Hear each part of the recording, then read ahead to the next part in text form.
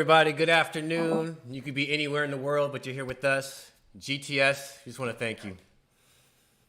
That's such an awesome opening. Thank you. Yeah. Could be anywhere in the world. Could be anything cooler than building Gunpla. But you're here with us, so it's an honor. Oh, that's cool. They could be building Gunpla. Guys, welcome to tonight's show. It is such a good time to be here because we get to be one of the best people when it comes to building this stuff. Me, of course, no, I'm kidding. We have FrostedSnow here, aka Sharon.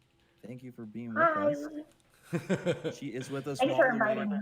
Oh, don't worry about it. We had to invite you. You know, we I don't know. We have a lot of respect for you.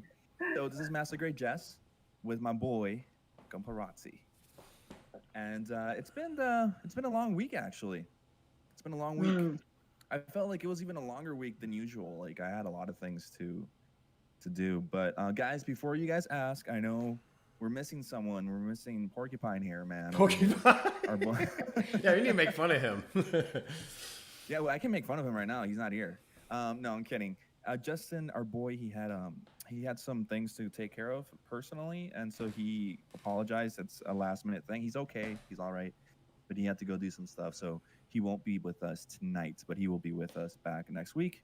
If you guys haven't checked out his new RX-78-2 video, go check it out. This guy is crazy. I love the little mock-up he did with like the meteors and everything in outer space.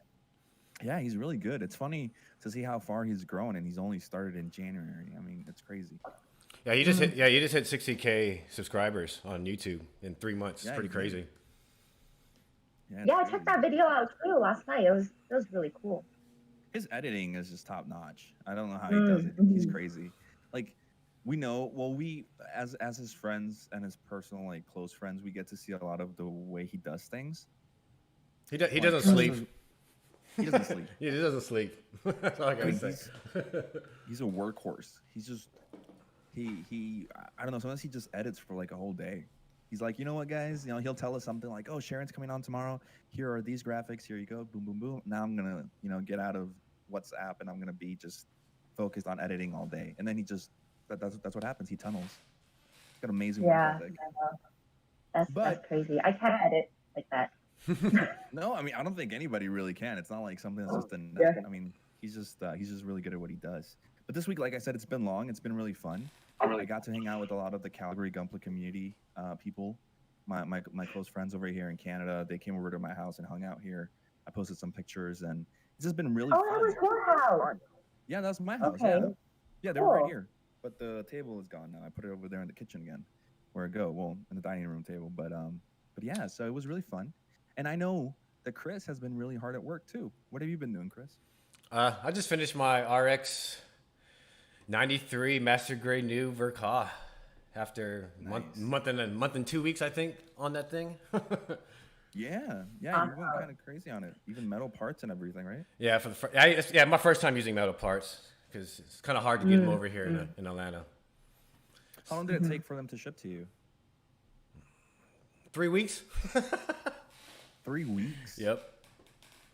Now, Sharon, you were just talking about this before the show. You're in Korea, right? Yes. Talking about getting tools. How is that part of the Gunpla hobby over there in Korea? What can you say about how that is? It's so easy. Like, I mean, the whole Korean delivery system, you get everything by standard 2 days. And if it takes longer than 2 days, people start complaining, like, why is it taking so long? Like, what's going on here? And then they start like going onto websites to make inquiries because it basically one star on the day that you order it. Yeah, and then it gets shipped on the day that you order, and then it takes about a day to a day and a half to get it delivered. So. Oh, really? Or you can just go out and buy them in stores, and there's stores in all major areas too. So it's really easy. Oh, there's Cookie. I think he came to say hi. Oh, yes. Oh, and give me a drink. Cookie, say hi. Some of our followers who follow you wanted him to get on the show. They wanted to see him. There you go. Yeah. There you go. I like the shorts. Like, all right, here's. Yeah, I like it. Is it? It didn't match. Didn't match his top, but that's it. So over I think he came off with wrong. Yeah. So in Korea over there, it's easy to acquire tools then. Like there's It is actual like really BMC easy. places, like you can actually go over there and buy a Oh BMC chisel. no, it's not an actual BMC place. It's just like online hobby stores. So you order stuff and they have all different brands like paints and kits and tools, and then you just order that. And of course, some sites don't have certain brands, but yeah, and then I you mean, just shop around. I mean, I've seen your videos because one of my favorite videos of yours is your do-it-yourself. Well, not even you didn't really show the process of how you built it. Yeah. I really liked it. I was like, oh, and but you were talking about like that's a really crazy build you have because it has like two outputs, like where all everything's going in and just getting everything. And then you showed your tools a little bit, and I'm like, man, if we had a place where you could just go buy all the tools that you need, like I have some BMC chisels right now, but that's because of a friend who was able to get them. He has like the insights with China, and he can get things from China. Not right now though, thanks to COVID. And they're from Japan though, aren't they? They're made in Japan. They're made in Japan, but he has like a friend who like can send him things from Hong Kong all the way over Okay, here. yeah. So some P Bandai kits and things that you can't normally get over here. So I'm getting my master grade dominance from him, actually, the Philip Hughes P Bandai. So it's kind of those things, but yeah, I mean it's crazy how more difficult it is to get things here in the Western area of the world, right? Because you were mentioning how you probably wouldn't get into this hobby if it wasn't for you being in Korea. Yeah, So I mean, yeah. I mean, it's crazy. It's crazy. But anyway, guys, we're going to go on to the segment with Frosted Snow. It is a little bit weird without Justin here because we miss his dad jokes. He has his beautiful sense of humor. Porcupine. His dad jokes. Dad jokes. One of you guys have to fill in, I guess. Yeah. We have generic questions for all of our guests. Right. Generic questions that they get. So you are our next victim when it comes to the generic questions. And we're going to start off with, how did you get started with Gunpla? Okay. So when I was young, actually, my younger brother, my mom always bought him like little SD kits to keep him occupied when she was like running her errands. But I had no interest at all. And I don't know, fast forward like to around when Unicorn Gundam, the anime, came out, my brother just sent it to me because I like watching anime. And he was like, hey, check this out. And I was like, okay. And I watched it and it was pretty cool. But that was it. And then I fast forward again. And then this is a really controversial anime, but Gundam Build Fighters. It's not called Gundam Build Fighters, right? Yeah. So, and I know like a lot of people hate on that anime. Understand why, especially if they're builders, because it's all about us basically. And I think just the whole concept of like, can you imagine like Chris just finished a kit. Can you imagine if you can now digitalize that kit and like battle like Jess's kit and then beat him, and that would be so cool, right? And then and you could destroy his kit too. Like if you set it to that like that there's like certain modes, right? That you if you set it to that mode and you're serious, you destroy his kit if you want, right? So that's just so cool. And I just when I was watching that anime, the main character, I think his name is Sei Iori. I'm really bad with names and remembering this kind of stuff, but he just had so much passion and like drive and perseverance for his work that it doesn't have to just apply to Gunpla. It's just like that's how what a lot of animes do, right? They kind of inspire you in all different areas of life, and I just admired that so much that it made me want to try whatever he was doing, which was building a little Gunpla. So yeah, so I was like, that's so cool. I'm gonna try that out. So I tried to order a kit online, and I tried to order the SD full armor unicorn. And if you hear that, you'll know that doesn't exist. There is an SD unicorn, but there isn't the full armor. So I bought what I thought was the SD full armor unicorn, and then it came and it was actually the Converge. And I had no idea what I was doing. And then I got this little Converge, and I was like, you can't build this. This isn't a plastic kit. So I was that clueless. And then that was my first Gunpla kit, was this Converge kit that I mistakenly bought. And then afterwards, I was like, okay, I have to go out and buy a proper kit in the store so that I can see and make sure I don't make any mistakes. And then, so the first proper plastic model kit was the HG Star Build Strike from that anime, with the expansion set, like the booster. Except I also made a mistake there because I thought that would have came with the wings, but it didn't. It just came with that like yellow thing. And then, so I mostly just built at home. I just straight up assembled. I didn't paint. And then I started finding out online that you actually can paint your kits. And I was like, whoa, that's so cool. But I would never in my lifetime like be able to do it because I was living in Korea and houses are small and I wouldn't be able to set up stuff like people in the States or you have a big garage or more rooms in your house. And I thought, oh, I'll never be able to do it. And then I found out later that there are Gunpla studios, which I have some photos of in the slides. So I thought I might talk about that later. But there's Gunpla studios. You say what? What you said? Gunpla Studios? You need to Those are the pictures in the slide. That's why I included them because I think that's really like an Asian exclusive thing. So we'll talk about that later.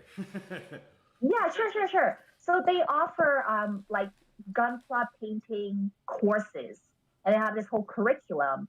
Start you off like how to do num marks and paint surface or metallic shading and stuff. So I was like, that's so cool.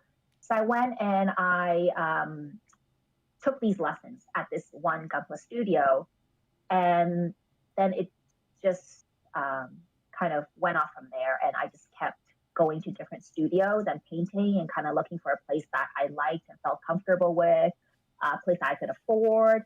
Are they expensive? Like, what do they normally charge?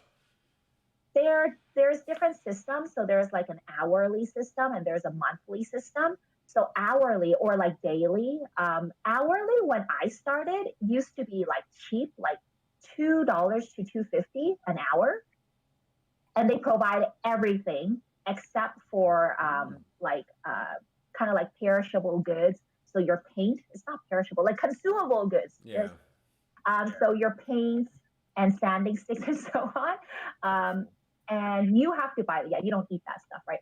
You have to buy that yourself, but they provide the spray booth and the airbrush, which is really important because you might not be willing to invest all of that money yet when you're a beginner. The course itself was kind of expensive though. It was like a few $100s for 10 classes. And that's hourly. And then there's monthly where you pay a monthly fee and you get your own setup. You still have to have all of your own paints and stuff. But the difference with monthly is you have to buy your own airbrush and pretty much everything else, like clips and sponges and stuff like that. So you're basically renting a space to paint? And the booth. Okay, and the booth. Which you might not be able to set up as easily. So the spray booth. How do you keep all your parts organized? Oh, so in the hourly, you basically, like, once you use the booth, you have to take everything away and then, like, either store it. They do give you a little storage space. Like, you can keep a box there. But for the monthly, it's your desk. No one touches it. So what's so great about that is you go there, you work for an hour, everything is laid out on your desk, and then you go home and you come back the next day and everything is as it is. You just sit down and just pick up right where you left off, which is so perfect because when I used to do like Gunpla in my own little one room, my desk was where I did everything. So once I had to eat a meal, I'd have to put everything away and then eat and then like take everything back out. It's so annoying. And even now I'm in the studio with my husband Cookie, and it's, to be honest, it's kind of a hassle because I'd have to clear everything when I leave because he might want to work later. But at the studio, that's what I love so much about it. So no one touches your desk, and then you pay a monthly fee for that, which is like $150-ish to $200 a month. On the studio, yes, that'd be Korean. So 150,000 won is about like 130 US to 160, 170-ish US a month. Yeah. Is it? So Well, I that mean, was what I was, yeah. that's the space though, right? I mean, like you said, like you could invest that money and just. You could, but the thing is houses here are small. So Oh, you just okay. might Okay. not, yeah. So even if you have the money, you just don't have that space. Like I lived in a one room studio, and the layout of my apartment, you would never be able to set up a booth and like and then I couldn't move around the furniture because it wasn't my own place. I was just renting. Um, and there's a lot of people like they're worried about the smell going into their house. They Oh, might have right. children. They might have a wife that's not up to that idea. So there's a lot of factors. It's just houses are just small. That's the main reason. Yeah, that's the You main don't thing. have a spare room. Yeah, because over here in Canada and the U.S., houses are huge, right? You have like so much Mhm, space to work with. mhm, And mhm, to piggyback on a little bit on something, the mhm. SD full armor unicorn does exist. That's one of my wife's SDs. It's Oh, literally sitting right over there. Yeah, it does oh. exist. But when did it come out? I think it came out like 2 years ago. I want to say maybe. Okay, because this was when I first started. It was like 4 years ago. Yeah, I first yeah, started Gunpla. I think it was like 4 or 5 years ago. yeah. It's Yeah. a newer one. It's one of the newer ones because it's sitting right Mhm. there. He's like, "What up?" He's like, "I just heard it Okay. doesn't exist." No, he's and Oh, just to sorry, man. no, that's okay. No, it's fine because I like Oh you no, said, I it's was a unicorn. apologizing to the unicorn Oh, okay. So you're a unicorn. because he said he was upset. I was saying that he Yeah, didn't he was a exist. little upset. He's like, "Nah, I'm here." So owe him an No, apology. Yeah. a lot of people don't like build divers. I mean, for the same reason that I don't necessarily, I don't not like it. I just don't have any interest for it Mhm, because, like, for some people specifically, and especially me, I'm more into the war story, into a full blown story about mm, actual things. mm, So a lot of mm, people who get into Gundam or more of the purist, I want to say, I'm not a purist. Like I just mm. got into this hobby. It's a little bit more about war. So Yeah. when you get into build divers, it kind of like it's fun because it's literally it was made to sell Gunpla, right? That's what it was It made is a for. war, Jeff. You battle your friends. But yeah, I would kick Justin's butt the whole time. Yeah, You me, see, Chris, he's ready. He's ready to take you I would just down. kick Justin's butt the whole time. I will use my Exia boy. I think the Exia is the strongest one I have with me. If I had to turn a Gundam though, it'd be gone.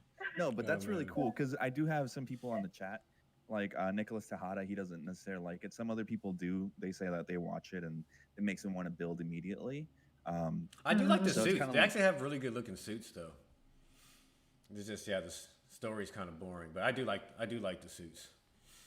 I mean, I'm not saying it's Mhm, boring. I'm Yeah. just saying it's not my interest when it comes to like because I like for example the original Gundam. It's literally a war story. mhm, That's what it is, right? I mean, you get to mhm, see a lot mhm, of different realistic things that happen. mhm, Iron Blooded mhm. Orphans, which is a very like not a lot of people like it. Well, I think a lot of people like it I secretly. love it. I love it. Yeah, I Yeah. love it Yeah, because we all everyone love here on the it. show Yeah. loves it. Like Justin loves it too. But there's a lot of people I met who don't. But I do see that Mhm, Barbatos is like one of the most popular ones. So I'm guessing a lot of people do like it. But it's a war story too, mhm, right? You get to see all these real mhm, things that could happen. It's obviously a contrast to, children warriors or soldiers in Africa, right? A lot of people like to call it Africa Gundam or whatever because it has a lot of parallels to it. But that's why. But I mhm, could definitely see the side where you watch it and you're like, oh, I want to build, right? So mhm, that's really cool, and it's really cool to hear how Korea has this kind of thing set up. I haven't heard of that because that's something that I'm looking into making here in Canada is something along those lines where people can go in and not worry about putting up a booth because I had to build my own booth. I know Chris had to build mhm, his own too in I the bought beginning. 3 booths. mhm, mhm. Yeah, Wow. so Yeah. like mine is made out of cardboard. Mine's made out of cardboard, and you can see it actually. It's over there. You see the little thing over here? That's it. Mhm, mhm. Okay. so Okay. so it's definitely something that you kind of you need to invest in, And that's and cool you too, definitely because need the like space. when you go to your little Gunpla desk, you probably have your neighbors you already know, so you kind of have like a community as well to help build together. So That's another thing I wanted to mention. Actually, that was really important because I know Jess was saying like, oh, like, what couldn't you just invest that into making it like yourself at home? But there's like two other things. Is one, the studio owners will teach you whatever they know, like anytime. So you have a question, you just go to them and you're like, how do you do candy paint? And they're like, oh yeah, do this and that, or like, should I apply surfacer or should I not, or how do I do this? How do you like within their knowledge. But you also have access to a bunch of other people. So when I was there, there'd be like an LED guy, like he'd be installing LEDs all the time, like just custom. And then there'd be another guy, like he learned it from YouTube videos. He's just really into LED, so he'd take kits and he'd like cut up the insides and he'd put LED all throughout it. And he did that with like a unicorn. I don't know, was it HG or an RG or the MG? And that was his thing. So if you have a question about LED, which I did when I was doing my Ziegler, I messaged him later after we left the studio. I was like, oh, I just messed up the LED. What should I do? And then he kind of told me. And then so those are two really great things too. And like you said, there's people all around you, and it's so much fun. Like I'm sure that's why you guys get together, and you just and it, like you say you're taking a break, you just go and you kind of like just like go roam around and you like see what people's doing, and then you have a conversation, and we like have meals together. We sit down. It's also the place that I went to. It's attached to they also ran a cafe, so a lot of the times we go hang out and like just have a drink and then go back to the building. And the really great thing is you get to like have people take a look at your work, and then you get to talk about it with someone. And it's you amazing. kind of have that. I miss that. No, it's. I wish people could experience what I'm able to experience. I feel very lucky. One, to have a wife who does the same thing as I do, like you have Cookie, right? To having your partner be into that stuff like you are, having a friends like that day that we were here, we were just talking about Gundam. We were building together. I remember Paul was helping Kevin with his LED, because Paul is like Gandalf. He knows everything that has to do with building. So it's kind of like this beautiful community-driven thing where honestly our closest friends are the Gundam guys, right? I love these people, and I really, I wish everybody out there, especially you guys, the viewers, could experience what I've been able to experience with everybody. And that's definitely, I'm sure that's one of the biggest selling points when it comes to spending that much money and renting a place, right? Being able to kind of be in an atmosphere where you can talk to everybody about what you love to do. That's really awesome. That's amazing. But to defend that, I feel like even in Instagram, a lot of the things that I learned was through Instagram, was messaging random people, messaging Gunpla before him and I became really good friends, when he was building his Exia. And so a lot of people are welcoming. I think in general, the whole Gundam community is just very wholesome, and it's very nice. It's really cool. Like, for example, you're here. I remember messaging you and you messaged me back. I was like, oh, cool. She's awesome. So it's very wholesome and it's very cool. But moving on, I would love to ask you is, who do you look to for inspiration? When I first started, I was really into the like Korean Gunpla scene, because obviously I was in Korea. And I don't know if you guys have heard of Soya Huya. SEOHOOYA. He's kind of like the top, I would say, like really well known. I mean, it's hard to say top but he's a really well known like large scale resin builder. And I've always been really into resin kits. And there's another guy on YouTube, Matt Rosick. I don't know if you guys have heard of him, but on YouTube, I think his channel name is Matt's Custom Models. I watched every single one of his resin Gunpla videos. I was so into it. And Soya Huya, he also made so many of these kits, and he was on Instagram. So I was like just looking, and I was like, that's like the end all. I was like, that's like the ultimate goal, just to build, because they're like basically the hardest to build, and they're the largest you're going to get and the most detailed, unless you customize yourself. So I love the kind of like the color schemes that he uses, and he also just makes so many kits. So he was one, and actually I was really lucky. He knew the owner of the Gunpla studio that I went to, so I got to meet him. Awesome. Yeah, I got to meet him there, and we kind of became friends, and he became friends with my husband. And so he was one. And I mean, like now I realize too, like because I build a lot with my husband, I think he does like kind of affect me in certain ways, like especially when I build resin kits. I find I tend to paint them like the way that he does. A little bit less with plastic kits, but I just kind of feel like I'm so used to looking at resin kits that he makes. I kind of feel like resin kits should look like this, which is like the original colors, with mostly like I don't want to say like the original colors with separate color tones. So like light, dark, middle tone kind of thing. And then like the really small details, like small metallic details, and kind of like not a metallic frame, but like a gray frame. Yeah. My earphones are telling me they're running out of batteries. I forgot that these need to be recharged. I might have to change this, but oh no, you're good. You're good. Change it. Go ahead. Do that. Okay. I'm just gonna do this. Oh, you're good. We're having technical difficulty, guys. Turn around. This will be over soon.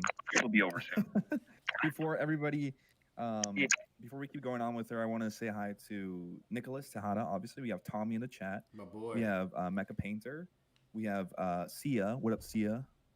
We have Simon. Everybody, Noctis, Rom3. Noble And we Mecha. want to say hi to you guys. Sean is on there. Sean is our boy. Guys, if you guys haven't joined our Discord, it is bustling. Like, we're 116 people already. People are asking questions all the time and answering each other. And it's the most awesome thing because it's community driven, right? You just go in there, you hang out. And so if you haven't joined the server, make sure to look at the description of all the other videos. Join in. Even Sharon's on now. Woo! So everybody's in there. So go and have fun. But anyway, back to Sharon's segment. So yeah, Sharon. So what's your favorite kit to customize? Uh-oh, we can't. Oh, we can't hear you. Yep. Yes, the switch. Oh, there you go. What about this? There you go. Is this There you better? go. There you go. Yeah, that's Okay. better. So what's your favorite kit to customize? A favorite kit. Is the sound okay or is it? No, you is sound it fine. kinda unclear? No, you sound fine. Okay. I think basically this Hazabi. That's why I have like 20 pictures of it. I have pictures of everything else and like 20 of like this Hazabi, and I just think it's the best kit. Like it's got everything. It's got the open hatch. I love that bulky, rounded kit. It just looks so cool. And so that was my favorite one to build so far. And a while ago, after I finished my the Ziggler, Cookie asked me. He was like, "So which kit do you feel more proud of, the Ziggler or this Hazabi?" And I was like, "Definitely this Hazabi. It doesn't look as cool as a Ziggler, and it doesn't." It doesn't take as much work, and it doesn't require as much like effort, but I just that's my favorite kit. Yes. Good. That's a good choice. The Salsa Beast is the best. There's a reason why, and it's amazing. Very nice. Chris, could you do me a favor? Could you turn her volume up on Discord for the stream itself? Like, go to like maybe 200 for her. Done. All right, cool. All right, so let's jump all over those questions and let's go right into your pictures on slide number 4. Oh no, wait a second. These pictures are the ones that, okay. No, it's slide number 8, right? This is where we begin. Well, actually, slide number 7 real quick because that's your husband, right?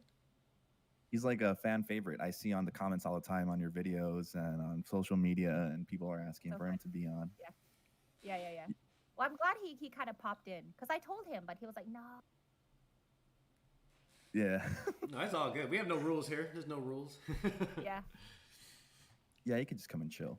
Anyway, so on slide number 8, we have a kit here. Do you want to tell us a little bit about this kit? Yes, that is my first painted kit that I did at the first studio that I ever went to, and that was the one where I. Oops. Oh. I'm back. Sorry. Okay. He's back. My bad. It's all good, man. Yeah. So that was like learning under the curriculum, which was like how to apply surfacer, paint metallic, so the frame is metallic, and how to paint colors, so the red, blue, and white, and then how to do shading, so that is slightly shaded, pre-shade, and then top coat. And then, of course, all the before and after, like how to decal, how to remove num marks, and then how to top coat. So that was my first ever painted this was your first ever paint. So this is like the first one, but it looks beautiful. So this is like the Well, first one. thank you. But I mean, like I said, like I had guidance, like I was taught, and it was like, you know, Mm. it's like a one-on-one kind. It could be with other people, but it was kind of like a one-on-one class. But I mean, they kind of show you how to paint, and after they're like, okay, they check a few, and then you kind of do it yourself, and then you have questions, you go back. Yeah, well, I mean, it looks great either way. I mean, a lot of people I know who do their first painted kits wish it could look something like this, right? Mine's 'Cause like half painting is a melted. very- I use regular Rust-Oleum spray paint, and now it's kind of like melting. It's like kind of shriveling up. Oh man. It's a little bit of knowledge to get it right. Like that's just the difference. Kind of like what paint are you supposed to use? How are you supposed to hold your airbrush? Yeah. I feel because I was gonna say for a lot of people it's a very scary. So there's some scary processes for people in general in Gunpla. So one of the things that we're doing right now in the Calgary Gunpla community is we're doing a contest. Not a contest, sorry. It's a build. It's a group build, just for fun. Where somebody chooses a master grade for somebody else, and it's to get people out of their comfort zone, right? A lot of people are scared to build master grades. A lot of people stick to the 1/144ths. I never understood why, and that's not being cocky or anything. I just never understood why, but I understand that it can be scary. But painting though is that big hurdle. Like once you do your first paint job, it becomes kind of an addiction. You can't look at a kid anymore and be like, "Oh, it's gonna stay like this forever." Totally. It needs to change, right? You make it yours. So this is basically what you kind of did, and your shading looks beautiful.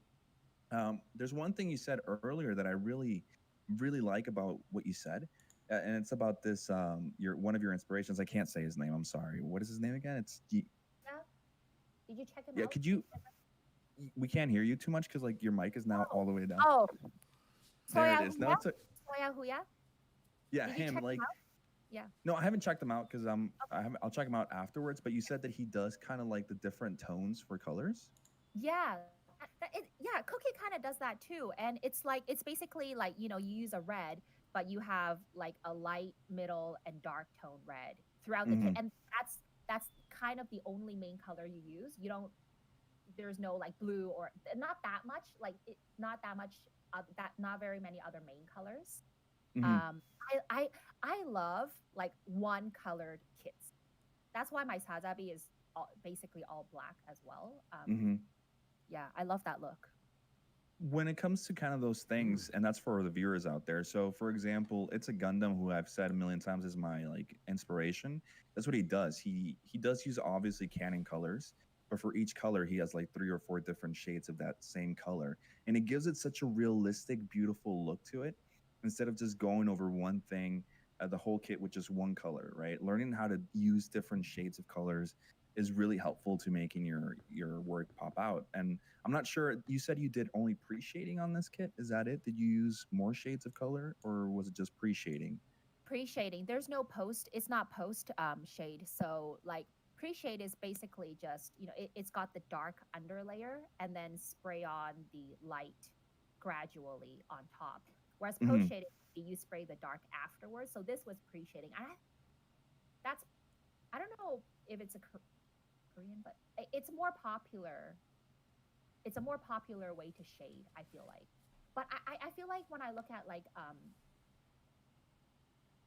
don't say North American or other like non-Asian painters, there's a lot of it's so global. There's a lot of post shading used, and I'm not a huge fan of post shading. I feel like neither am I. There's less of that like gradation. Yep. Yeah. Yeah, because the beautiful part of pre-shading is seeing how it goes from dark to light colors, right? And a lot of post-shading, I feel, takes away from that. Kind of just gives you 2 different shades instead of that gradual change, like you said. So I definitely agree with that. Now, going on to slide number 12, what can you tell us about this one? This is candy paint? This was the second kit I ever painted, and I went to another studio, so I was kind of like studio shopping and trying to find a studio that I liked that I can paint at like long term, and I went to learn how to candy paint, and unfortunately I felt like I didn't have a very good experience at this studio. Was basically it was a lot of studios, they feel like they're kind of very money making. So and I didn't have that much time there. So like the studio owner kind of just told me, he was like, oh yeah, just go at it. You don't have to use Surfacer. It's gonna take too much time. And I was like, what? Because previously I had learned that's really important. And then when I painted the metallic, he was like, oh, just skip the gloss black. We don't have time for that. And then I also try to do a bit of panel lining on this, which I thought came out okay. But then I also try to drill kind of like these. I don't have the those here, but I tried to drill kind of like these. I don't know what you call it, vents. And then they didn't turn out that great either. And then so overall, there were lots of things that I felt really unhappy about this kit. And I felt like basically I felt like it was total failure. And then I wanted to throw it away. Oh no! But you know what I did is this picture is actually in the studio where I built my Black Hazabi. And this kit, I kept it up so that I could look at it all the time and just remind myself, no shortcut. That was my reminder. And even though I hated it, I just forced myself to look at it all the time. Yeah. And that was how I kind of built my Hazabi, because I was like, I'm going to make a kit that satisfies me. And I feel like it's perfect. And I'm going to do everything that I want to do. And then that was kind of, that's why it's there, even though I hated looking at it. So, so a quick question. It's your report card. It's there. It's a report card. Yeah. Oh, so one of our viewers asked, what is candy paint? And though we can't answer it, I would love if you could answer it for them, because I've seen your videos. You have a very nice way of explaining things. So what is candy paint? Candy paint is basically just painting a clear color. So this is a clear color over a bright metallic color. So the usual process is like a gloss black, a bright metallic, which can be silver or gold, and then you paint a clear color on top. And the reason why it's called candy is because of that translucent color that kind of looks like a lollipop, which is clear color. So that's candy paint. There it is. Yeah. That's about it. Fair. Thank you very much. So there you go. Let me see who it was who asked it. It says Candy Noble Mecca. There you go, Noble. You got the answer straight from one of the masters herself. Another question, So, Noble. We have 13. We have a beautiful picture of a studio. Is this where you used to work at?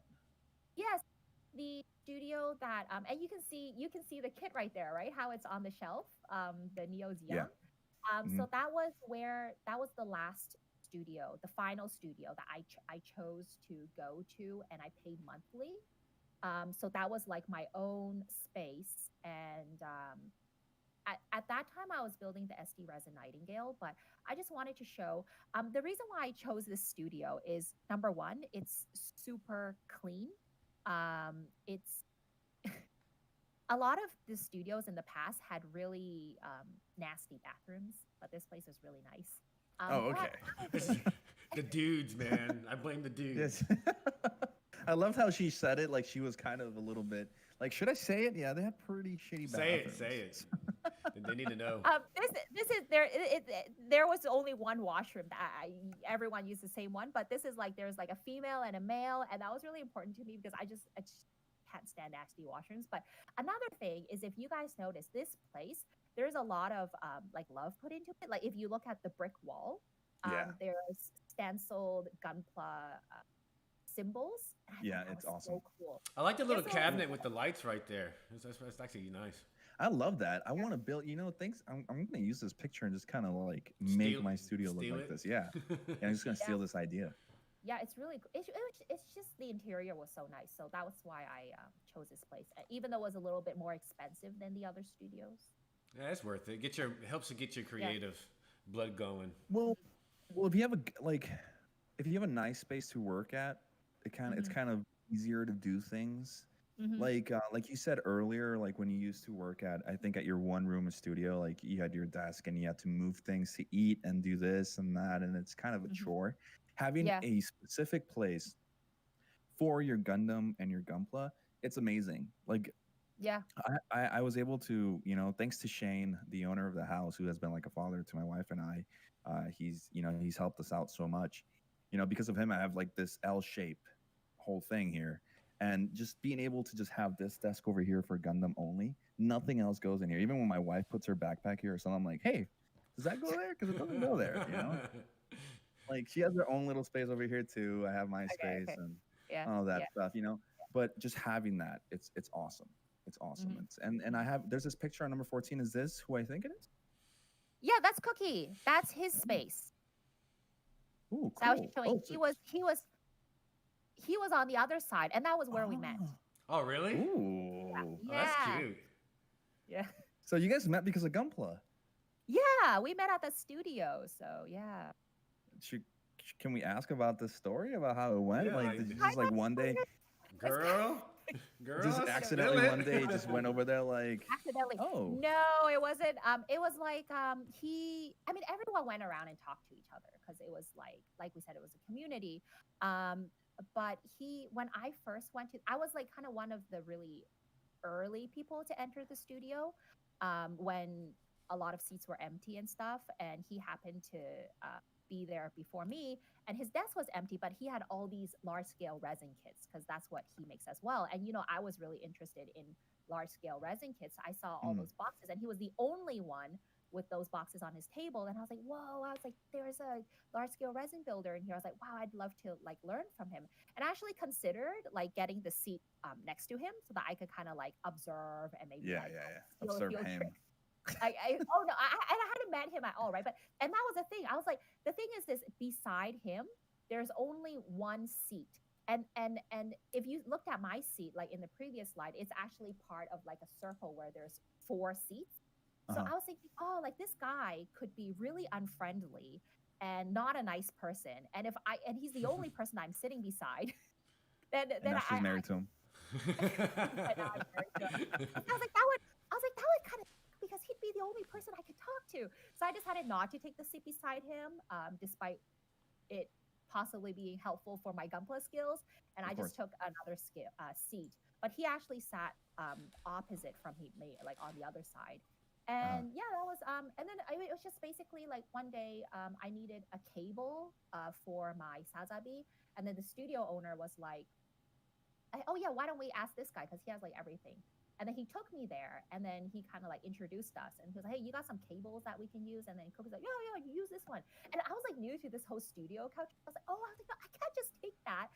I was like, and then he was like, no, just use it. Like I have spare. And then I guess we just like started chatting more. He was like, how you doing? How you doing? How you doing, girl? He's not that type. I wouldn't be interested if he was like that. No, of course not. Yeah. He was really chill and really like. Yeah. Well, he seems chill. I've seen the videos. He seems like he has like a calm demeanor to him. He's really cool. Yeah. Super chill. So, on slide number 15, we have a video for you guys. This is the shield, right? So we're gonna click play on that. Yes. I don't think there's. It's playing. It's playing, right? Okay, cool. I turned the sound off because it's like just the airbrushing or the compressor. Oh yeah, you don't need to. Oh, okay, cool. Yeah. Cool. So this shield, the reason why I included this specifically in the video, I mean, it's just a shield. It's not even the kit. But this got 42,000 views on Instagram. Oh, nice. And when I posted it, I wasn't even like, I had maybe like 1,000 followers and maybe even less. And it was so crazy. Like this shield blew up, and it was the first time that I kind of thought, oh, maybe the kits that I make are actually kind of decent and people actually like it. Because before that, I don't know. Like you're so humble. No, like you're so humble because you make something. You think it looks good, right? Because you made it. Obviously, you're like, this is the best ever. Yeah. But then people will look at it and they're like, oh, look at that shitty kit. Like, like, oh god. You don't know, right? And then this was the first time that I was like, wow, like, actually the things that I make, they actually look nice to other people besides just me. And the Black Sazabi was actually really well received. And I think this was like the first. Well, the shield. I mean, the shield is awesome, right? Because I remember when I finished, because my first painted kit, my only painted kit so far has been the RG Sazabi. I love the Sazabi. And the reason I painted that is because it's my wife's favorite suit of all time is the Sazabi. So she was like, "You're gonna paint the RG Sasabi, but you can only paint it red because I love it red. And then we can buy another one, and then you can paint it whatever you want." I was like, "Okay." But when I finished that shield, I fell in love with the shield, and just it's crazy. It's a beautiful kit, and you did such a good job with it. It looks so beautiful. Thank you. It looks so beautiful. It looks so smooth. That's the thing. It looks so smooth. Yeah. We'll talk about it later. Like when we talk about the Sazabi, that was something I really wanted to achieve, like clean. Yeah. And now we have another picture where you on 16. Yeah. This is you with your Sasabi. This is actually not my first Sazabi. This is the clear version of this Sazabi. Yeah, so I bought that at an expo. And cool thing is, I met you guys know Gundam Holic? Yes, we heard of him. No. Yeah, it's that Korean. Yeah, it's basically the biggest Korean Gunpla channel, and they do reviews. And I met the guy who is like the face of the channel when I was at the Gunpla Expo. So that was so cool. So I got to like say hi to him and stuff. And later he actually came to visit our studio as well. And he actually remembered me. And I was like, oh hi, and I kind of saw you before. He was like, oh yeah, you're that girl with the Sazabi. And I was like, oh yeah. That was super cool. Yeah. That's awesome. That's awesome. The Sasabi, the clear. I've seen the clear one on sale here. I just don't like. I know you like them because I have seen a video of you talking about painting details. But I'm not a big fan of clear kits myself because you can't paint them. Well, you can paint the insides of them. Yeah, you can paint the inner frame, but then like the outer's gone. I mean, I can see the appeal. What's the best way to remove nub marks on a clear kit? Because I know a lot of people ask that a lot. Yeah, a lot of people have asked that. I wanted to make a video on it, and I should have with the Zingler, but there's just too many videos to make. But basically, it's exactly the same as how you would remove it on a regular kit, except you have to use about like 3 times more sanding grades. So you wouldn't start with as harsh of a sanding grade preferably. So I usually start with 400, but you can start with maybe like a 600 and then go like 800, 1,000, 1,200, 2,000 maybe, and then use a quick shine. So there's something called a quick shine. I don't know if you guys have heard of it, but it's basically a sanding stick, but it's totally smooth. And the reason you use it is just kind of to get a gloss finish. And then if you're really like a perfectionist, you could use a little bit of polishing compound, which I feel like personally there's like pros and cons. Like compound is kind of supposed to erase scratches and stuff like that, but I feel like it kind of gives it a foggy look. So you don't have to scrub at it, or you can use the quick shine again at the end. But because I paint all of my clears anyways, I just stop at the quick shine and then I spray it with a gloss coat. And then the nub mark is gone. And the thing is if you don't paint, because you've sanded it, there is a little bit of fogginess. That's why you don't normally sand a clear kit, but you get rid of that fogginess with the quick shine or the polishing compound or painting a gloss. But to be honest, if you're not a painter, I would just use a Godhead nipper and you just like, if you know how to cut it without leaving stress marks, that's kind of probably good enough for most people. Oh yeah. Well, yeah. I mean, nubs are the bane of my my wife's existence, not mine. I hate nub marks. Ever since I got like really heavy into the hobby, I have to, like, I think everybody here, especially Chris. That's the reason why I started painting. When you were building the new. The reason why I started painting. Well, when you were building the new, I remember how like you definitely kept. You said because you got the little the glass one, right? What's it called? Gun primer, I think. Yeah, the Ferrari of it. It's a Korean brand. The glass file sander. I think it's called Gun Primer. Is it Gun Primer? I think it is. It is, and it's expensive too. And but yeah, nub marks are terrible because I do know Kevin, my boy Kevin, the one who's getting me the dominance. He has the clear sniper too. But it's kind of like, man, just clear ones are just, they're not. I don't know. I mean, if that's your thing, it's your thing. But you know, the clear Sasabi is always best Sasabi. Anyway, going on to number 17. So this is the big boy, right? This is your boy.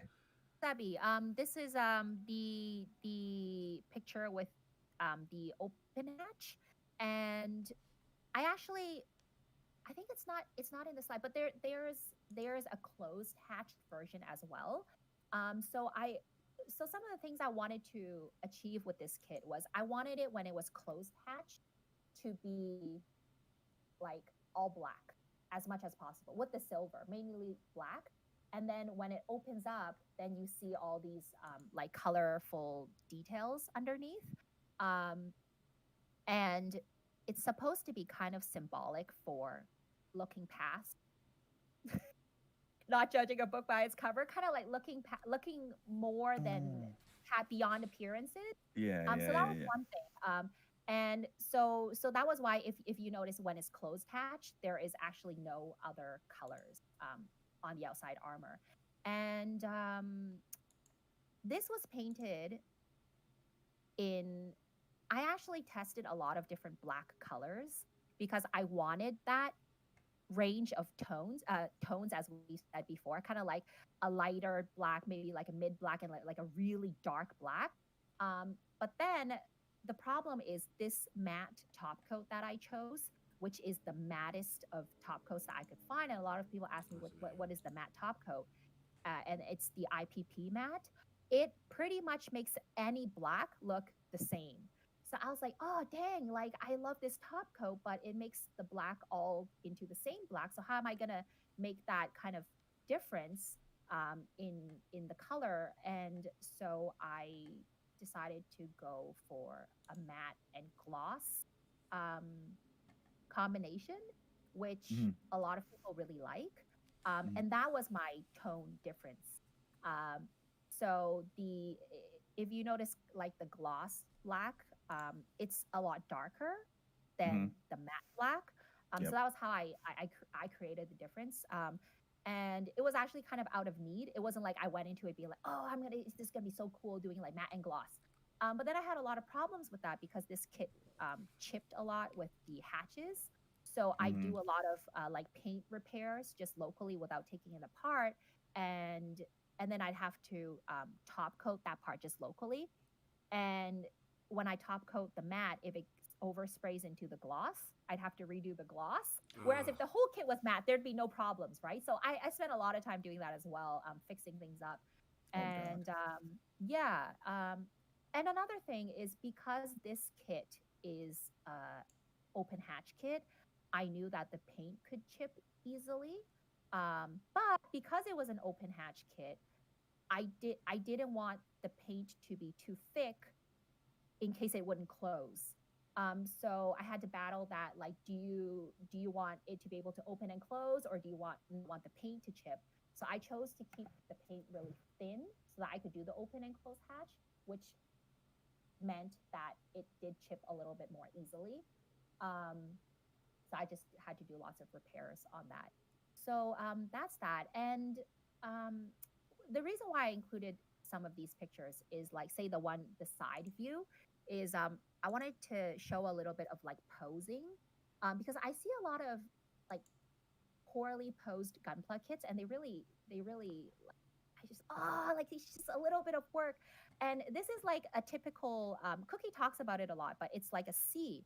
So if you pose your kit properly, the legs are not totally straight. You kind of Mhm. bend them a little bit. And the Mhm. same with like the shoulders going backwards and then the arms. So if you want to check whether your kit is posed properly or not, one of the things you could do if you do the side view and it kind of looks like a C, then you've done like a proper job in that way. And then the slide with the legs, I just wanted to show all the details. And I just wanted to show off. yes, in the photo. No, Um, good, because it's beautiful. It's a labor. It's a labor of love, right? Like it it's looks gorgeous, to be honest. And even your posing. I'm so glad you touched on that. I'm sorry to interrupt, yeah. but I'm so No. glad you touched on that Yeah. because Yeah. that's one of our biggest gripes in here in our little show. It's if you really want to make your kit look good, even if it's not a painted kit and it's just a snap build, pose it correctly. Just a little bit of effort on the pose, and boom, that's it. You got it. Just a little Yeah. effort on photography and posing, and you got it. I mean, Saintism, who we had on the show, one of my heroes. He is an amazing poster. That's why his photos look so damn well. You know, aside from his camera viewing stuff that he does, because he has a beautiful eye to look at things. Oh, I'm wearing a shirt, by the way. Ooh, nice. Yeah. Did you? Mine is in transit right now. I just headbutted my light. No, but yeah, so posting, and I love what Cookie said. I don't see a lot of people talking about that. I see a lot of people take, boom, quick photo, don't worry about it, goodbye, post it. Like, you know, just a little bit more, and it'll bring out a lot more on your kid, even if it's just a snap build. But anyway, go on. I'm sorry for interrupting. No, no worries, no worries. The thrusters, they were painted. Some people asked, the thrusters are all metal, so they were actually painted with there is something like a metal primer, and then if you use the metal primer, you can paint metal parts. So some people asked about that, and everything else, like the small the metallic details, they were all masked. So actually didn't do very much hand painting on this kit, although I know I do a lot of hand painting videos, and it's really popular, like my enamel hand painting video, because it's quite easy for people to do. But I wanted this to be really smooth, and like I was saying before, like my goal, like my top goal with this kit was clean. Like that was the overarching goal, and that just trumps everything else. So for the cleanest results, actually masking and painting is the best. So that was how I did that. It reminds me of like a black Mercedes, a brand new black Mercedes. You know what? Oh, yeah, that was something I was going to mention. Is actually I get a lot of my inspiration from cars. So I actually had a photo, which I was going to include, but I couldn't find it. But I had this reference photo, was basically a black matte car with some silver kind of like window frames and stuff like that. And windows are also gloss black. So I don't know, maybe I got that inspiration from there. But I basically looked at the picture of that car and Mad Max. I actually never mentioned this, but you know the cars in Mad Max? Actually, the newest one or the older one? The new one. Yeah, because the new one puts a lot of emphasis on the cars. Yeah, that one. Yes, the new one. And I mean the cars not when they're like out to battle, but like before, they're really pristine and they're clean. And I use that a lot for my inspiration. And I love kind of like creepy, beautiful, that creepy beautifulness of those cars in Mad Max. And that was kind of like what really inspired me. Yeah. I love that. That's cool. That's a new term now. Creepingly beautiful. Creepy beautiful. There's a lot of artwork like that. I love that kind of artwork. So yeah, it definitely works. This is beautiful. Then we have a picture of you with it on slide number 22. Yes. You look tired. Yes. I was tired probably. You know, when we're in the studio, we're there like all day. But the reason why I included this was Cookie, when I finished the kit, he was like, hey, why don't you take a picture with it? And I was like, okay. And then we took it. And then later, when I looked at it again, it was like, people are like, okay, you look just like the Sazabi. Like, whoa, dude. I was like, that's so true, because it's like black and then the white. And I have a little metallic like thing on my hat. The New York Yankees, yeah. And the reason why I included this was because, like, you know, I just love this kit so much. And after I made it, I felt like there's a bit of me in the kit. And when you look at kits that people make, you kind of see a bit of their kind of like personality. Like Cookie, he's a really like chill, down to earth kind of guy, and his colors are always OG. Like he never like original colors. He never does. Oh, you can say OG. It's okay. You can get gangster. You can get gangster. It's okay. He never does any. He never changes the colors, and I think that's kind of representative of his personality.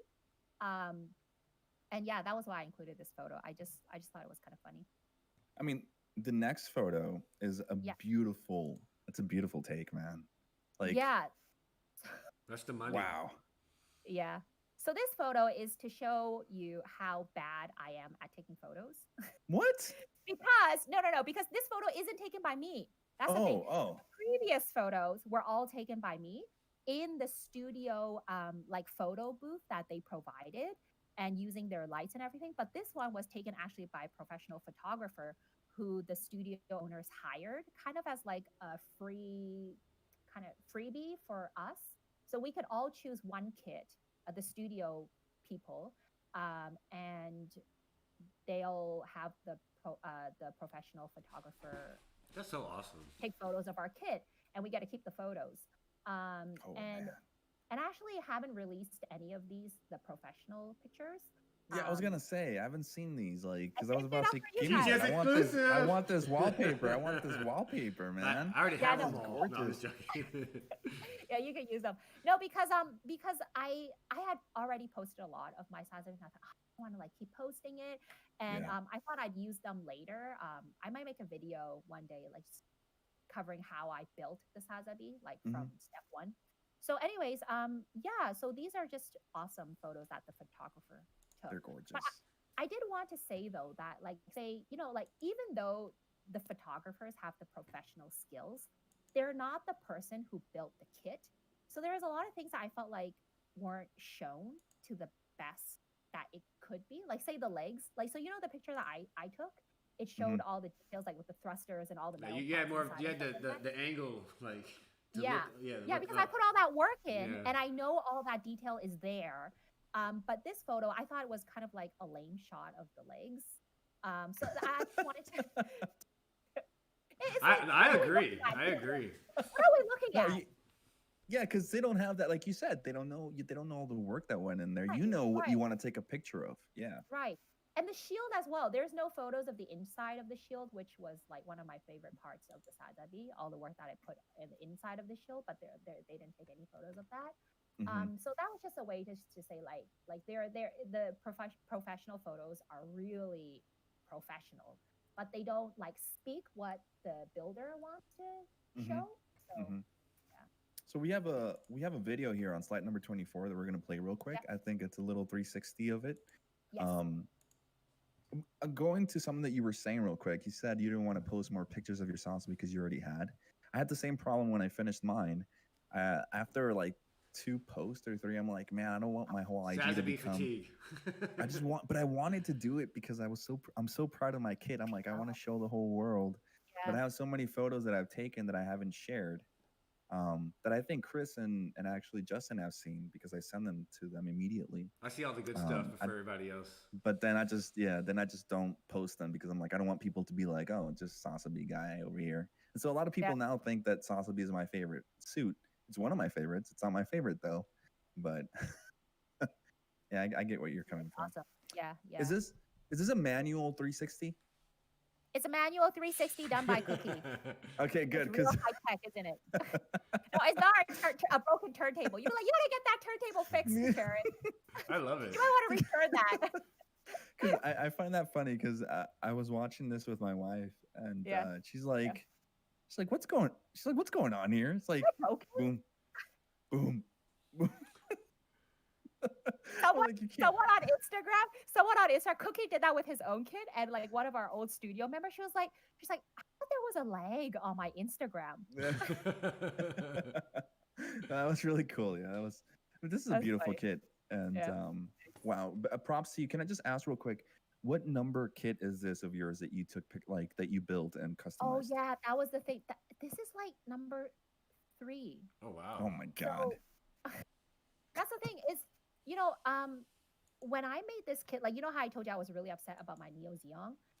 So one of my goals was I wanted to, I had been thinking, and I heard you guys talking in another show with Ryan, the Canadian GB. Ryan Lau, our man crush? Yes. Man crush. Yeah, he's so cool.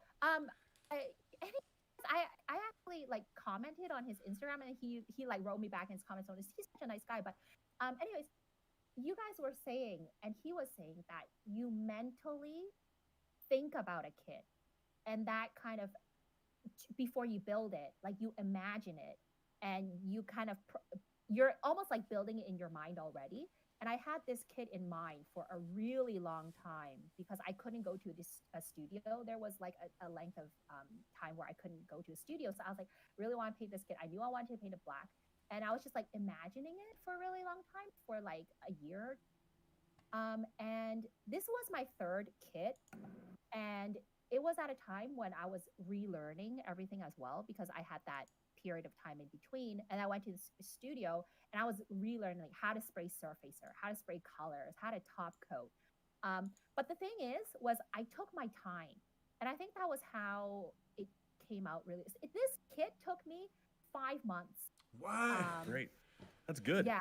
That's good. And And I'm sorry. Yeah. yeah, no, go ahead. It's not even customized like that. Like there's no panel. I wanted to take painting, purely painting to the max. Like how good can I make this paint kit look by just painting it? Mm-hmm. That was one of my goals. I mean, I'm glad you said that because a lot of people, including me, like it took me 3 weeks, 1 month probably to finish my kit. And it's not even like an amazing kit. It got a lot of love from the community. I don't know why, but I love it. Um, but it's my first kit and it took me 1 month. It was just an RG Sasabi. But I see a lot of people on the Discord who rush things. And I'm talking to you guys, the viewers. Like, don't rush it. Take your time with it. Give it some love, you know? Make sure it's like it's what you want, every little detail that you want it to look good. You know, if it takes 5, 6 months, like some builds do, that's how it is. You can't rush. You can't rush it. You know, take your time. Because in this example, for Sharon in this case, like her Sasabi is probably one of the best I've ever seen. And it's a beautiful work of art, and you can see how much love she gave it. Honestly, you can see it. And I'm really glad you're sharing these pictures that nobody else has seen. I feel very fortunate because Exclusive. it's an Exclusive. Yeah. it's exclusive, but you can see and admire this work of art. So, I mean, even on like slide number 29, you can see like the works.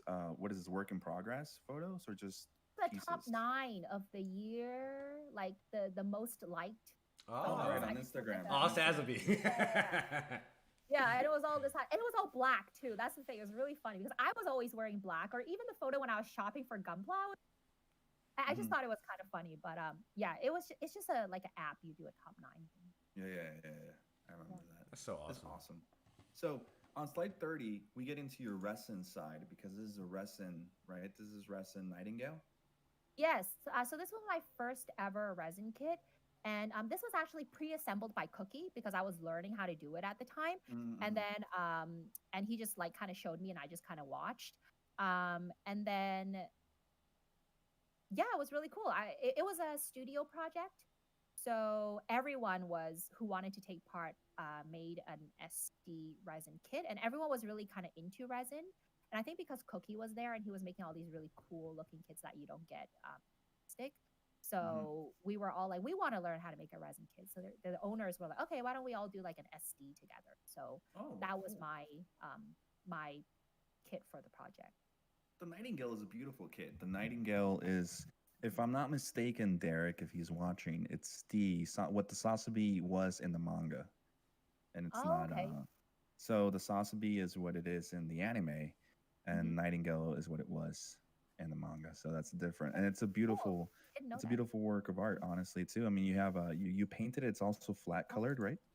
Yes, with the tone separation too that we were talking about before. Yep. Yeah. This is nice. Like, did you just buy these from a certain site or a certain company that makes resin lots kits? of people ask about that. That's the thing in Korea, everything's so accessible. So this one in particular though was from the studio owner. It was his own collection, and then I just bought it off of him, and he was really like reluctant to let it go. But you can also buy it from online secondhand sites in Korea. But there are sites you can buy off of that ship internationally as well. But it is a bit harder to get it. Yeah. And in America, those boosters are $10 just for 2.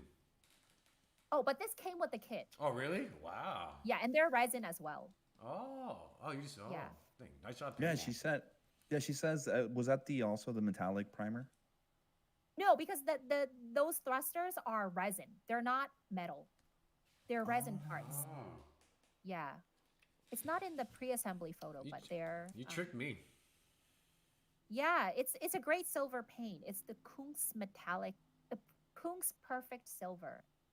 And you don't top coat it. And then it gives like a really, like a metallic... I can't wait. I can't wait to work on resin. I want to do a resin conversion kit, but I've seen the 1/60th Sasabi. Yeah. It's expensive as hell, but Built that one. They're all expensive as hell. Yeah. Yeah. Sasabi? Yeah. Yeah. But it's beautiful, man. I mean, it's gorgeous. God, what I love it. I love it's this kit. it's funny how, like, no, obviously I love Bandai. You know, I'm always joking how Bandai should sponsor us if they're watching. But like, the resin kits that other third party people make have so much detail, and it's like, why can't you do that? You know, the Sasabi Verka is, I built it a couple of weeks ago, and the open hatch is amazing. But even then, it's like when you put it next to the RG Sasabi, it's lacking some detail. Oh yeah. I really wish Bandai would step up their detail in that department. But that's just me talking about that. But sorry. Anyway, on number 33, we have your RX 78-2. I know Nicholas Tejada is going to be happy to see this one. The Oh, OG. nice. Yeah, this was actually my first ever commission, and yeah, and I, if you've noticed, I'm a Xiong fan. I'm not Mhm. really into the Gundam side of things that much, except for Yep. like the Star Build Strikes. I haven't really built any Gundam kits Mhm. really otherwise, and this was something like you were talking about going out of your comfort zone. Mhm. And everyone told me after I built this kit, I'd really like the RX-78, and I didn't. Oh God, Nicholas, cover your ears.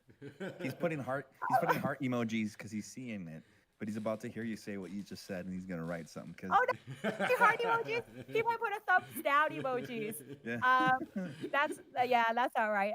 So yeah, I don't. I like some color variations of the RX-78.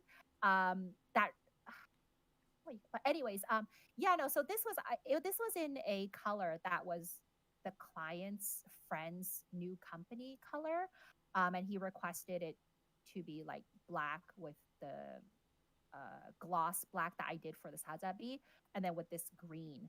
And the company name was actually CV. So in the next photo, I wanted to stencil that. He didn't request it, but I just wanted to do it, and I had like quite I had to really think about how I was going to do that. And so I basically printed out that font, and then like cut it out. And then the part where you cut, I put a piece of masking tape, and I just put it over and I sprayed it on top. And then Mm. luckily it came out relatively clean. So I had fun doing that. It was fun trying like doing some commission work. Is this one of the smaller kits that you made in 1/100th? I mean, because you love the Sasabi, and going from 1/100 Sasabi to the other 1/100s, especially the original RX 78-2, it's tiny. It is. It's small. That's why that's another reason why I didn't really like it that much. This is like, It's it's a because little baby. I don't like. You know what? There's I don't like RG kits. I built one, and the parts are so small that I just can't like fiddle with that. It's just like too fiddly. And I was like, oh, I'm never gonna build one of these again. And Which one did you this was build? it was the Zeta. Ooh, the Zeta, yeah. Yeah, it was this like clear limited edition kind of version that I bought from Japan. There's a Um, problem. oh You should have well, built the RG Sasabi. Like, even just give the RG Sasabi a chance for as tiny as it is. out recently. That just came out recently. I might just No, because you it's should the build the Sazabi. RG. The RG Hasbi's worth it. It's actually Um, worth it. Yeah, yeah, you'll see, you'll like it, you'll love it. It came out in 2018, yeah. and the 2019 new Gundam are the two best RGs ever to be made. I I'm promise you also that. not a new Gundam fan. Oh God. She's old school, man. I No, basically don't. I mean, she's like, I should just bring my wife here and you can just talk to her because she doesn't like Gundams. She likes the Xeon suits better. She's more into the Zaku's, into the Sasabi, into those Cookie things. likes So. all these kids. Yeah, he likes the RX-78 and it's like a girls thing because girls, yeah, I don't know. Maybe we like the Xion kids more. But, You like the bad guys. maybe. You like Char's Bay, right? Char's I don't know if I before like anyone else. it's more just the kits. I'm not really that into like the story necessarily. And I don't Man. know. You're killing me here, Sharon. Now, Sorry, like, Jess. I know you're talking about being like a purist and everything. I'm totally not.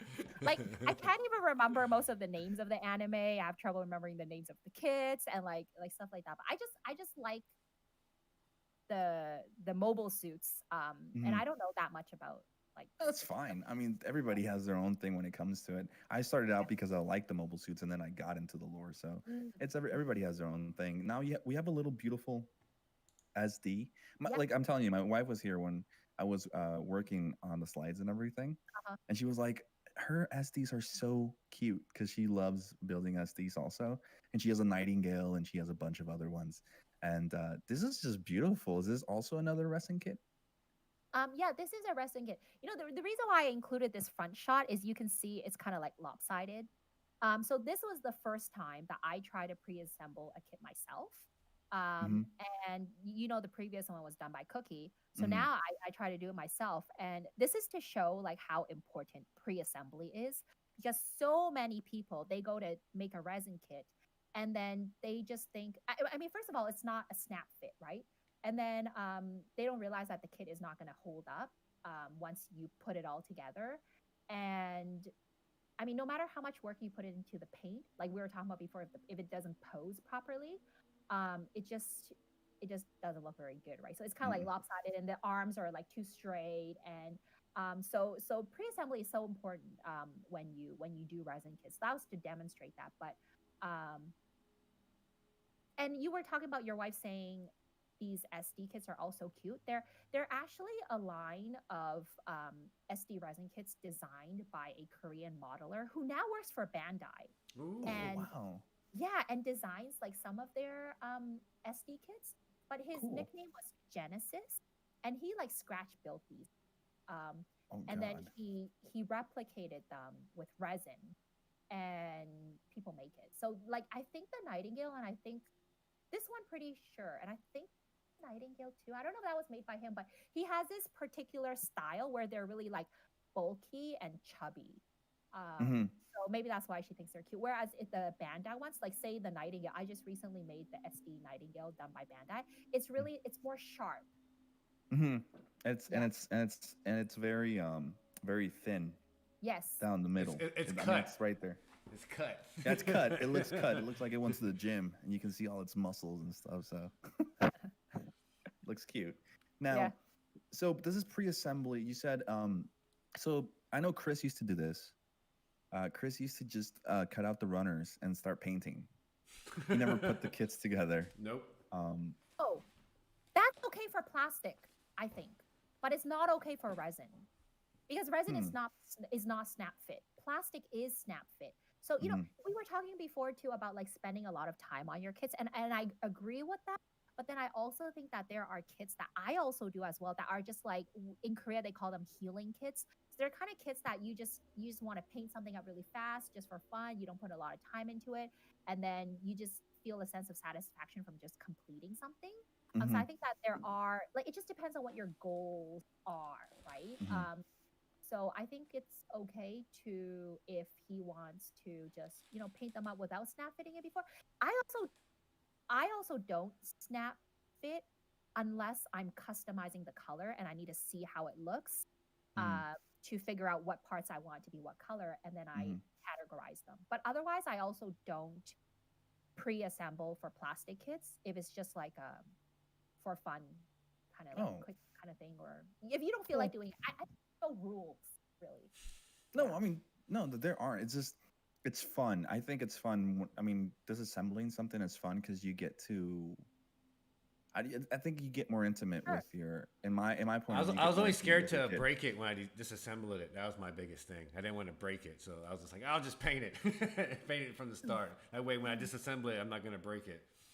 Yeah. Yeah. So, on slide number 36, we have this this video that you also sent. Yeah. So, what is this? What is this video about? This is Warhammer. So I took a break from Gunpla when we actually left the studio after I think I made that was my last kit, the Resin Psycho. We left the studio and we were planning to build our own studio at home, which is what you see here now behind me. And we needed a bit of time to do that because we had just moved in here. So in that time when we didn't have a booth, I was just painting up Warhammer. And that was something new for both me and Cookie. And he always really wanted to try it, and he kind of got me into it. And a lot of people ask how to get your wife into Gunpla. And maybe like Jess, you might have good advice for that, I'm sure. But I just want to say, like, I think the most important thing was basically number one, Cookie was like, "Hey, you want to just go check this stuff out with me, Warhammer?" And then I was like, "Okay, not really that into it, but okay." And then you go check it out, and then you don't force it. But, oh, isn't this Gunpla so good? This is from C. The pilot is like this. You don't say all that stuff to her, right? You just let her look at what she likes and be like, "Hey, is this that looks good to you?" And I saw the Warhammer. There's like this Elder race, and I was like, that looks kind of cool. And then you just let her find what she likes. And if she happens to want to paint up plastic models that's not Gunpla, like she wants to paint up a Hello Kitty, just let her do that first. You ease her into the Gunpla. So she starts with Hello Kitty, and then that's kind of how I started with Warhammer. Well, Cookie brought me there. to that, I want to ask you a question Yeah. that a good friend of mine, Sean from Calgary here, I told him you were going to be on the show. A lot of people over here are, well, a lot of people I know are very big fans of you because you're an amazing builder. Because you're not just a face, right? I mean, you're not a face in the hobby. And he was always wondering. He's like he told me, he's like, could you ask her something for me? Oh, okay. So my question to you is, now that you mentioned that wife and this, Yeah. do you think that what is the point of view of how a woman approaches Gundam compared to how men approach Gundam? Because I was talking to Chris a little bit about this, about how us as men, most of us, now I don't want to generalize, but most of us like to stick to realism. But when you see like woman builders, they tend to be a little bit more creative when it comes to everything. So one of the best things that we've seen on the show in our first week was Alina, who I told you about. Alina, she built an SD crossbow and made it look like wood, like it was made out of wood. Okay, cool. But that's not something you normally see other people do. A lot of, we like to stick to realism. So how do you approach it? What do you think is that? Like, how do you approach Gundam? Because I know you are more into the realistic part too, right? When we say realistic, like, and also because we're just looking at a Warhammer here, like I feel like, say, I also don't want to generalize, but I feel like female Gunpla builders don't necessarily like the weathering look as much, maybe. So you don't really see as much of that from many female builders. I like doing weathering for Warhammer. I feel like Warhammer is like it's very realistic. It's people wearing cloaks and they're holding weapon and stuff like that. But Gunpla is I personally prefer the clean look. You'll see all of my builds are like clean looks. So maybe that is a bit different. When I was at the studio, there were actually 3 or 4 other female Gunpla builders, and it's really rare because I've never been to a studio that had females. But the thing is, like I said, that studio was really clean. And girls don't like to be like a nasty studio. I think you guys think that's funny, but those studios are really nasty. No, I believe you. I know. I am. Yeah. My wife always tells me how I'm very pickish. Like when I go out, I won't go to the bathroom if the bathroom is looking like shit. Like, I'm sorry, guys. And I will generalize. I don't care if I get flack for this. But we got to be cleaner in public bathrooms, dude. Like, you guys treat that thing like it was, I don't know what the hell. If that's what your bathroom looks like in your house, hell no. The thing like, is, the thing is, those studios just don't really clean it either. I think that's the thing. But so there were lots of females in this Gunpla studio, which I've never seen before. But there were like 4. It'd be hard to find one. And I feel like, I don't know. I feel like maybe females are a little bit more meticulous with their work. I feel like they might be a little bit cleaner, but that's just a total generalization because I mean, like Cookie, he does really clean work as well. But otherwise, like I don't know if there's a difference in the build, but I feel like it might just be myself because I know I'm a female and it's probably just I'm just maybe being sensitive, but I feel like I get we were talking about before kind of mansplained a little bit more. Like people don't expect me to know things. So when I first went to the studio and like say when I first met Cookie, and I told you I was really into resin kits. So I had like searched it all up and like looked at all the kits that existed, like in the G system. Westlife G system is the official like kind of distributor of a lot of resin kits. And he asked me, he was like, "Oh, do you know the white ogre? Because that's what I'm gonna paint the Zaku." And I was like, "Yeah, I know the white ogre." He was like, "Oh, really? You do?" And like kind of thing. And I don't know. And then after I made the black Sazabi, this studio member, as a joke, he was like, "Did you actually make this kit, or did Cookie make it?" You know, kind of. I was like, "What the hell?" And I knew he was joking, but then the studio owner, he was so nice because he knew how much work I put into this Hazabi, and he's like a really quiet, calm kind of guy. He's like she did all of that herself, you know, kind of thing. And so I feel like I do get a little bit of that, but I don't know if that's just normal or if it is because I mean, it's not, because even here, like in Calgary, and because this is where I live,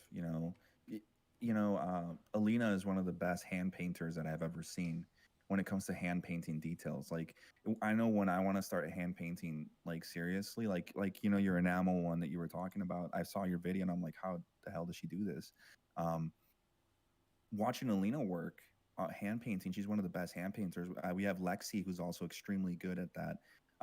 We have Sia, who's also very good. Like, just I guess it sucks because because I'm reading the chat, right? A lot of people are mentioning Gunpla Melly a little bit, and we get into this topic, and I don't want to stay on this topic because it's very thin ice. But at the end of the day, seeing the way that you go about things is very refreshing. It's very refreshing. Like when you said no shortcuts, that resonated. No shortcuts. Yeah, no, like it's at the end of the day, you're just a builder, right? You're just a builder, just like the rest of us, and you are way far and ahead than all of us. I mean, than I am. Like, I see you a lot because I've seen your videos way before. This is the reason why I talk to the guys. Hey, let's get her on.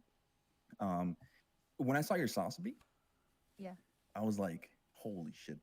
And she's the real deal when it comes to this, and it's awesome to see what you're doing for the community, especially your educational videos are really well done. Like, guys, if you guys haven't checked out FrostedSnow, go over to her YouTube and her Instagram, like go give her a subscribe, go check out her videos. She has a lot of tutorials. She has a lot of things to share. Even now, like, I'm learning a lot of things, especially with candy paint, which is something I haven't done yet. I know I can hopefully message her and be like, hey, can you help me out? What can I do here? Especially with resin. I mean, it's awesome. It's awesome, really. But anyway, I don't really want to stick into that topic. Kind of want to just focus on your other stuff. We have other videos of these clear mechanical things that I don't know if you want to talk about a little bit on like slide number 37. Singular. And I was just showing how it kind of looks inside with the LED. And this was before I did a little bit of hand painting on it. So with this kit, because it was clear, I wanted to paint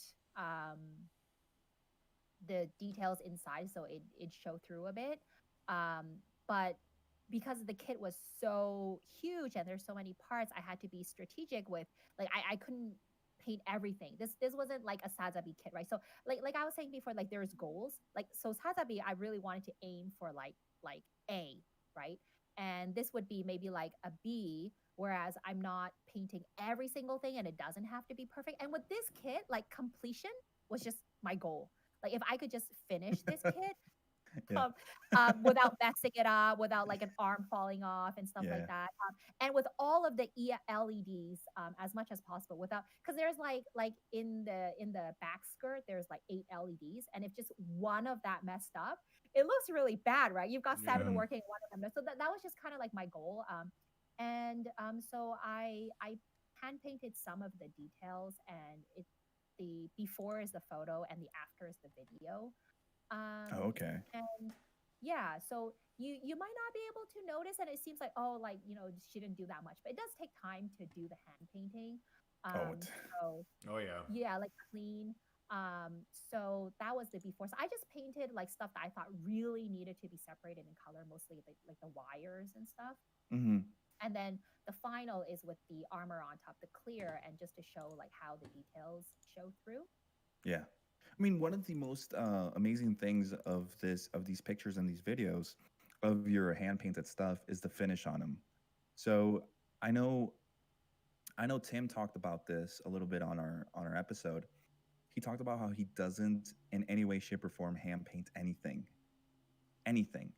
He doesn't because he says it's very difficult to get a really good finish on hand paint. He can never get that finish to look smooth, right? But I'm looking at yours and it looks really smooth. Is it because it's enamel? Like, what's your secret? Can you tell us your secret? Sure, sure. I mean, like I have a video on enamel hand painting if anyone wants to check that out. But and Tim is right actually. So like I said, for the Sazabi, I mask only, almost. Like there's a little bit of hand painting, really little for like the tiniest parts, but the finish is never gonna be the same as if you were to paint. What you're doing is you're trying to get it as close as possible, right? So the thing is enamel it dries more slowly than say acrylic. So if you were to use acrylic, it's not going to be as smooth. And then also if you're new to it, if you start with metallic enamel paints, it's a lot easier because of the pigment and the shine. You won't see the unevenness or the imperfection, that the fact that it's not totally smooth. You won't see it as much because of the pigments, which is like the little sparkles, if you know what I mean, by pigments. And it's glossy, right? So it shines, so it's a little bit harder to see that. And then also you don't ever I have a brush, but you don't ever stroke on these paints. You just like dab it. You just dab it. And then if you're painting a flat surface that you want to be one opaque non-metallic color, you kind of like you apply the paint and then you kind of spread it out. You don't stroke it on. That's how you avoid brush strokes. Is you don't stroke, right? You just let me just get a brush here. Well, that's exclusive. No. You just get the paint on and then you just like you dab it on and then you dab it on beside it and then you kind of spread it out and then that's how you get it without the brush stroke. But if a lot of people, they just go like this, right? Yep. And then of course if you're stroking, you're going to get brush strokes. So that's one way. And also once you've top coated, it also looks a lot better. But for people who don't do lacquer painting, you can still get, like, this hasn't been top coated. I don't top coat most of my enamel hand paintings because I like to keep that original metallic finish. If you top coat it, it changes the finish of it. Wow. Then there's my problem, because like with my RG sauce, I tried to detail paint some hand paint some parts inside that, because it has a lot of detail, especially in the back part of the back flap. But I was stroking. I'm like, this looks ugly. But now I know I should have just dabbed. So this is kind of like the secret to like when people do dry brushing. So that's why it's called, just that dry thing to make the weathering. So instead, it's just normal application of the paint. It's all techniques, different techniques. Different techniques. Very nice. Very cool. Thank you for that, Sharon. So number 40, we have some masking. Do you like masking? I don't hate masking as much as I do hate sanding. I hate sanding. I hate sanding. I prefer masking over it. Because you know why? Masking, you see the result, but sanding, you don't see anything. It's supposed to be clean, but like masking, you're like, oh, look, I separated the color. You feel kind of happy about it. But like you sand and you do all this work and no one even knows you it's just like, it's supposed to be smooth like that. And it's something that you're supposed to do. And you don't really, it's just like a given, right? You don't really get much credit for doing the effort, but you're like, oh, I masked all this off. I'd be like, wow, you actually took the time to mask it off. I don't know. I sand his nub off. Good job. Cookie hates masking, you said? He hates masking. He doesn't mind sanding. I just hate sanding. I love sanding, but I hate masking. I tried masking. I was like, I see now why Gundam Guardian absolutely despises masking. Yeah, I get it, though. I get it, yeah. So we have a video here where you're showing, I guess, the after of the masking. Like this was the result? Yes. So I just wanted to show this because, you know, like a lot of people don't look at the base. They just look at the kit. And it's just to show like the amount of work that really went into this kit. And you know, before I was saying I did the Sazabi in 5 months, I did this kit in 4 months. And including all of this, like, so I masked off these parts of the base and I did do some hand painting and decals as well. And I also just wanted to show the base because I actually really like the base strangely as well. Oh, that's fine. And Yeah. yeah, and people don't like think about it, but it's really cool because and a lot of people ask how heavy this kit is, and they don't realize there's a lot of metal inner frame, and that Mm. goes for the base because it has to hold the weight of the kit. So I actually Mhm. cannot lift this kit up with one hand Oh um, man. Oh, because of the weight, God. and that's just to show all the metal structure that's inside the Okay. base. Yeah, because we have some videos here where there's one where you're putting your hand on top of the base, kind of showing the scale, I'm Show the guessing. size. Yep. Yeah. Very nice. Not to show Oh, how this is beautiful it. it looks like. This is your big booth, your big wood. Yes, it's the spray booth. So I took that inside the spray booth, and that's how big the booth is. It's really huge. It's awesome. I Did you- saw that your booth inspired me, and I told Shane, I'm like, I want to build a wooden one because he has so much wood. He's like, all right, Oh, you know, there's a wood, grab it, cut it out, do whatever you need yeah, to do. So yeah, thank you, yeah, because I'm gonna take that idea. I'm just gonna use it to make a big yeah, booth. yeah. It's great. I mean, it was Cookie's idea, and he was researching online for like spray booths, Mhm. and we wanted something large enough that we can work inside of. It's really common, especially for resin builders, because there's so much dust that comes off of sanding. And the parts they spray are really huge. So if you were using a small booth, there'd be so much overspray Mhm. that it really stink up the house. So Mhm. that was like some of the concerns we had when we do build. And the fact that we like you said we had two ducts to like suck out the paint. Yeah. Too. Yeah. Serious Yeah. business. It looks really nice. I like it a lot. So, going on to the slides here on number 46 is the finished kit, right? Ziegler, yes, and yeah, I don't know. Is this It's your just display? this is the display case that we have at home, Oh nice. and Mm. yeah, it's a lot of people ask about it. Really strange, like I would never imagine, but people always ask, like not always, but there's a few people who ask, how big is the Ziegler? How big is your display case? They kind of want to get something in the same size, and like I don't know, and It fits. I didn't go bother to measure it, and I was like, and the thing is the Ziegler size. It's written on the manual and probably like on the box. So if you just search it up online, you'll be able to find it. But I don't know. That's some of the. It looks interesting about things 2 to feet tall. It's pretty. I think it's huge. Yeah, it's pretty big. Yeah. So this is one of my favorite pictures that you sent because I'm a big fan of the gyms and the Jesta, the resin Jesta is so Yes. cute and I want it. So is this like another one? Is this also by the same guy?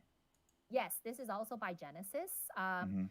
and it's a relatively newer one. And if you're ever starting up on resin, like SD is a great place to start. I am. And Yep. yeah, and buy a model that came out more recently because they're a little bit better designed and the fitting is better. And try to avoid the resin that's like the white, like entirely white resin. It's really weak and kind of flimsy. Hmm. Oh, it's So frail. it's Okay. kind of like yeah, and it's kind of like bent in the wrong ways. So Mhm. this kind of the yellowish resin is good. And this was so much easier to assemble than the Psycho that I showed you. The Psycho Okay. one. That was the thing is with this kit, this Jesta, there's no room for you to change the pose. So it's really easy for you to assemble it because you just put it in and it's like the way it should fit. Whereas with the Psycho, there's a bit of like gap and space, so you can kind of pose it this way or that way, and it falls out more easily as well. Ooh, So okay. these kits are a lot easier to pre-assemble if that's something you're looking for. Okay. Yeah, this is a very And nice kit. I just finished painting this, and I'm working on editing the video. For Oh, this, nice. So. Oh, I can't wait. Oh, yes, good. I was about to ask you, are you done with this kit? Well, I'm Yes. glad to know you have. Yes. It's awesome. So this is the one we were talking about. This is the Nightingale, the one that Bandai has, and this candy paint also. Yes, this is actually my next project. It's marble paint. Oh, and okay. Yeah, so it's not super clear here, but it is a marble paint, and this was an experiment kit, just for me to. I've never done marble painting before, so I just used it to make sure I could do it properly, and then I'm hoping to paint another kit properly, like an MG in the marble paint Ooh. Mhm. later. Yeah. Very nice. We can't wait. So, This is gonna be yeah, awesome. What kind of this is MG? a new, just finished. That's a secret for now. Come on, you gotta give us the goods. Come on. Give us the goods. It's gonna be a Zaku, a kind of Zaku. Ooh. But you'll Okay, see. that's you'll a, see that's which one. that's Yeah. good. That's enough. That's enticing enough for us. Yes.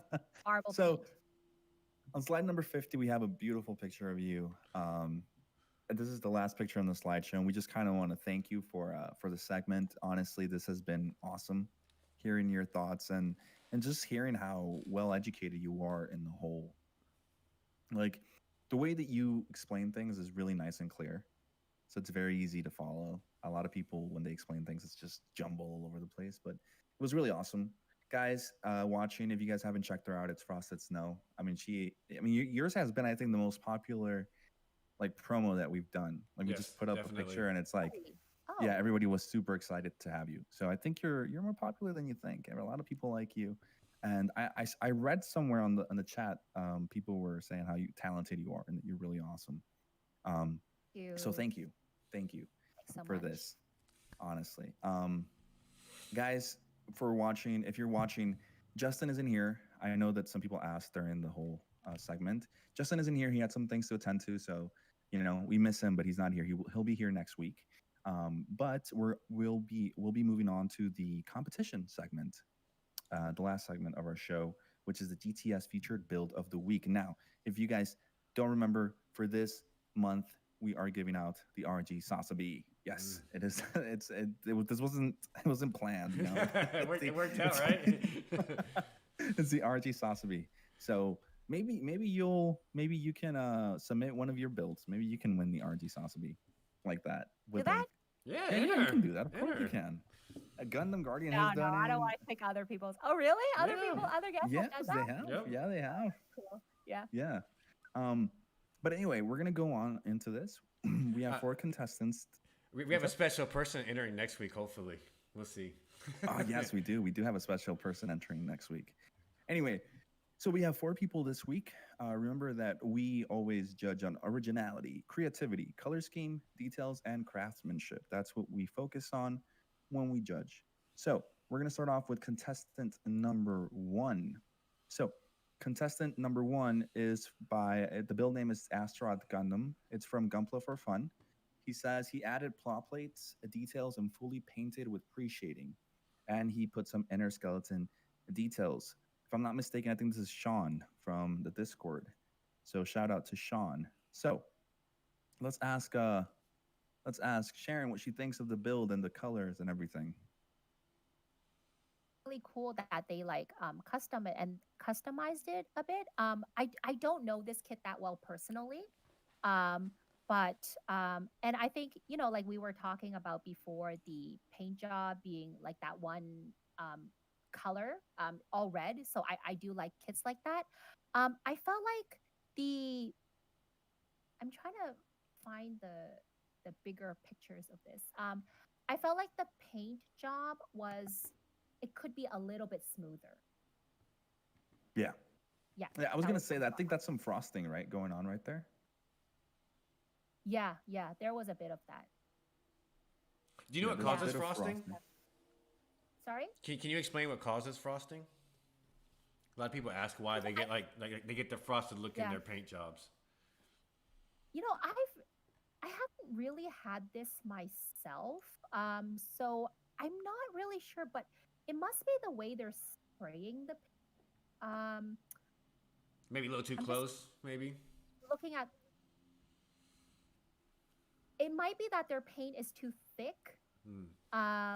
If I don't know their ratio that they mixed it with, but if your paint is as in you didn't put enough thinner when you were mixing the paint, it can come out a little bit like that. But to be honest, I'm not really sure about this. I've never really had this problem. And when you thin paints, different paints are they're not all thinned with the same ratio. So you gotta check the bottle. Yeah. Ryan Lau is in the chat right now. Oh, what's up, Ryan? We love you. Woo! Ryan Lau's in the chat. He says humidity. He says the more humid, the more frosting. I have heard that, which is a lot of makes sense. a lot of people here in Canada. When I was looking up how to paint things, talked about frosting here. because of the cold weather that normally lasts here like a million years. Um, but yeah, I can see a little bit of frosting. I definitely saw it. So I would, maybe just work somewhere a little bit warmer. When I first did my first, not paint job, but my first top coat, which was on the Zeta Gundam, the double Zeta Gundam, Verka, I did it in my boiler room and no frosting because it was like minus 43 degrees outside. So, you know, just find a little warmer place to do it at. But at the end of the day, very good job. We're going to go on to contestant number 2. This is from the Sainami. His build is the Biker 78. Now, he says, a personified RX 78 as a tattooed biker that crashed his bike. He's using a ball to repair his thigh armor. The tattoo is made with laser decal paper. The ball and vest are both scratch built. So, this is very unique to say the less. Like, obviously, like, honestly, I've never seen this ever. What do you think of this, Sharon? I think the weathering was done like nicely. I like you were talking about dry brushing before too, and I'm not a fan of weathering that's like just dry brushing, like every surface of the kit. And they've done a little bit of like rusting, kind of see on in the right areas too, like where there's panel lines, and it's not overdone. I really like light weathering. And I thought it was I like the creativity, and I like the also the custom decals. Yeah, it looks very nice. Yeah. This is Actually, a really I love the vest. yeah, the vest is my favorite part too. I was looking at that, it was Sons of Anarchy kind of Yeah, thing. it's pretty unique. Yeah. It is very unique. Now, one thing, Sainami, which we will say is you did enter with a little bit of diorama. Remember, we don't look at the diorama, we look at the kit as a whole. Not the diorama, because it'll be, it's kind of unfair to the rest of the people who don't submit a diorama. But your kit in itself, like she said, the weathering is top notch. It's beautiful looking. So, a very good job. We have contestant number 3, who's Johnny 5. This is the HG Barbatos. He says, I'm new to model building, so I don't have a lot to submit. I have been wanting to branch out a bit into shows and contests. I would like to share my pre-MG Barbatos build with you. This is a 1-100 HG Barbatos kit. The name for this piece is The Old Man and His Wolf. So the reason I'm going to read all of this is because it's very interesting. He says, the concept was an old man Mikasuki and his loyal Barbatos. After many battles in which establishing a new world order elevated Mikasuki to general. The kit has been completed painted via rattle can and hand brushing. I wanted to richen the colors a bit and add sharper contrast. I kit bashed the decals, avoiding any peel, and stick them from the original kit. The flight deck is something I designed, printed, then stenciled onto matte board, working it to get the right finish.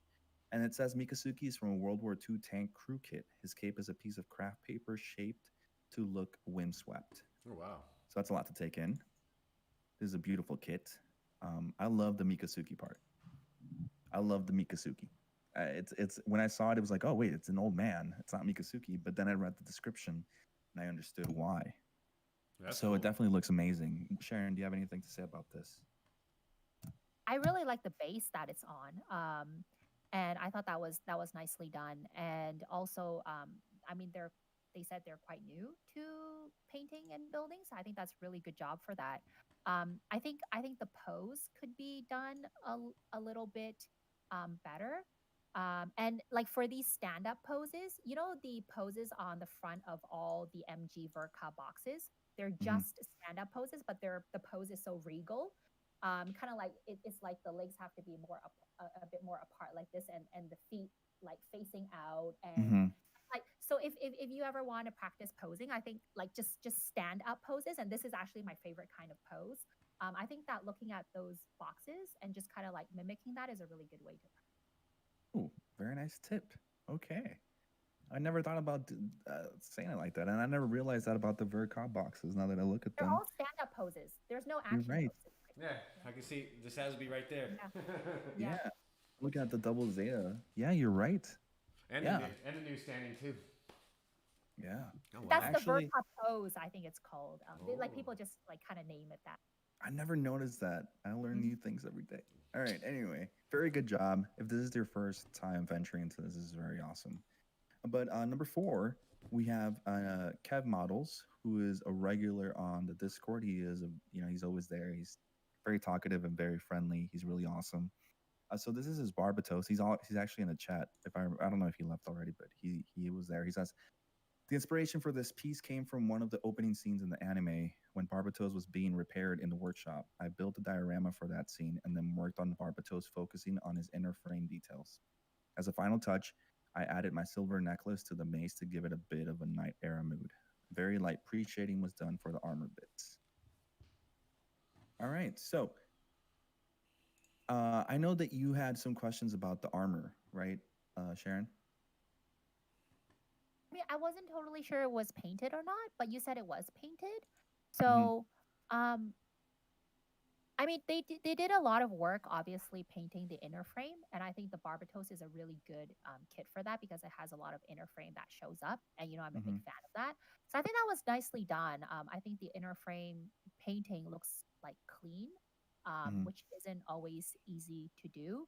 I felt like maybe for the armor there could be a little bit more color separation on just like the little detail parts.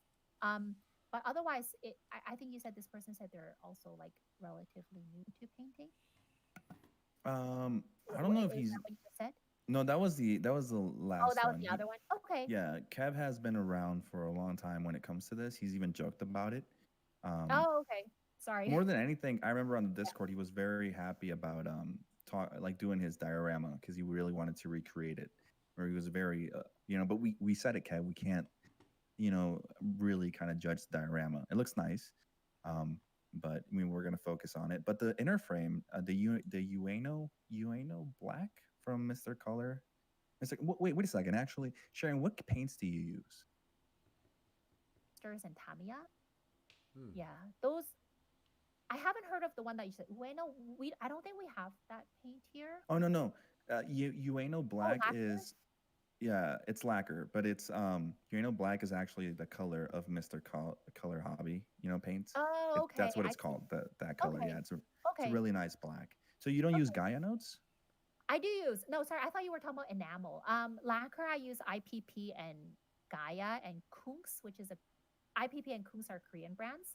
And I haven't actually used much Mr. Hobby. Strangely, I don't know. It doesn't really seem that popular. It's sold, but like it's just like people in the studio or studio owners didn't really like recommend using it. I never really got into using it. Everyone just uses mostly IPP and Gaia, so that's what I mean, if I had Gaia outside, I'd go outside and buy Gaia right now. Yeah. But from what I've heard, well, I mean, Chris has used both of them. Like Gaia still is the best, but Mr. Color is it's like right under there. I would say it's not bad.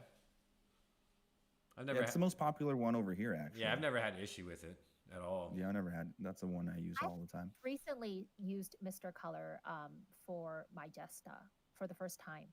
And what are your opinions? Well, that's for your video. That's for your video. Don't worry about it. Oh no! I don't even. No problems. I mean, they're all kind of the same, to be honest. It's just the color variations. I feel like I don't notice a big difference. Well, going back to Keb, really good job. I would agree with her when it comes to the color separation. I would have done a little bit more. It's really, the inner frame is awesome, and the black, that Ueno black is amazing. I love it. That's the one I used. But I would have probably done a little bit more color separation when it came to the armor parts to give them a little bit more of oomph, unless you wanted to stick to that anime, kind of like, because the anime is just white. There's no color separation on him. But maybe a little bit more color separation would have brought more life to him. There may be different tones of white and little light grays and stuff. But anyway, going back, we're going to do what is this? The winner. Yep.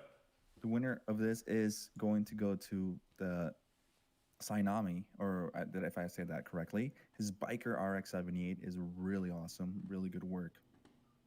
Well, it's very unique. I think that's what won it for me. It's unique, that whole concept of actually taking something and making it yours. I mean, when was the last time you saw a Biker RX-78? Never. Never. I've never seen that. Never. It's completely new. But it was really good, a very good job, I like it too because like the decals are like tattoos on them. Yeah, they work really well. But anyway, going on to we have an honorable mention, right? Yep. I'll let you take this one, Chris. Mr. John loves plastic. So, actually, can you read the description? Because I don't have it. The description of it. I don't know. I don't have the description here. I don't think Justin left it up here. Yeah. But basically, this guy built this kit by scratch. Apparently, like it's either 3D printed or scratch built. So we couldn't really like add it into the contest. But we had to give him an honorable mention because this kit looks amazing for someone who scratch built it. Yeah, it's scratch built. Like it's not in any way kit bash or anything. It's scratch built, and there was no way that we could be fair in judging this kit without him winning immediately because of all the work that goes into it. So it's a league of its own, right? Because it's his own kit.